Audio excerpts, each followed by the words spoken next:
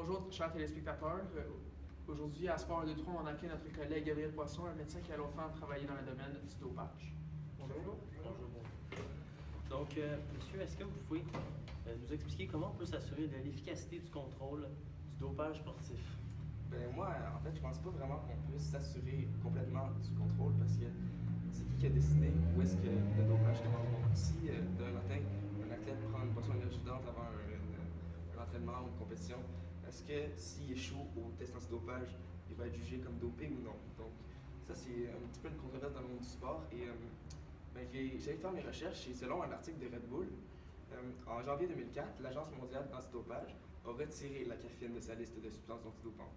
Donc, les boissons énergisantes Red Bull ne seraient pas considérées comme du dopage. Mais il y a plein d'autres substances comme ça qui pourraient être utilisées par les athlètes et qu'on ne sait pas encore si c'est considéré comme du dopage ou non. Donc, c'est pour ça que je suis un petit peu mitigé sur cet aspect-là. Je ne suis pas sûr si on peut vraiment trancher sur un aspect précis. Merci beaucoup de votre point de vue. Maintenant, moi, j'aurais parlé sur l'aspect santé. Ça peut provoquer plusieurs maladies directes à l'effet qu'on prenne du dopage, dont les troubles pendant une grossesse si c'est une femme, des cancers, des problèmes d'hépatite, impuissance, stérilité, des choses comme ça. Et aussi, la loi, elle essaie de prévenir le dopage, premièrement parce qu'il y a beaucoup de tricheries et certains athlètes décident de ne pas en prendre pour leur santé, ce qui est très bien, mais d'autres en prennent. Alors, c'est un petit peu injuste dans les compétitions, c'est pour ça qu'on essaie de l'enlever complètement. Et aussi, c'est juste pour la santé de nos athlètes, pour garder le sport bien regardé. Plusieurs personnes vont peut-être arrêter de regarder le sport puisque beaucoup d'athlètes sont dopés et trichent. Merci à vous deux pour vos deux belles interventions.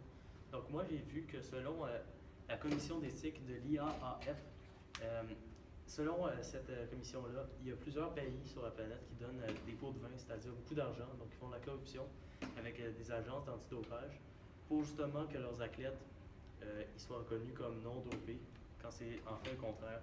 Et puis, justement, le pays principal, ça serait principalement la Russie qui ferait ce type de corruption-là. Et de plus, selon l'ancien double champion olympique Sébastien Coe au 1500 mètres, il a dit à CNN et à Sky à Londres que tous les résultats sanguins anormaux ont été étudiés et des sanctions ont été prises et rendues publiques suite au fait que des athlètes ont été pris avec des substances illicites dans le sang. Donc, on est toujours pas sûr si c'est une bonne efficacité des agences d'antidopage.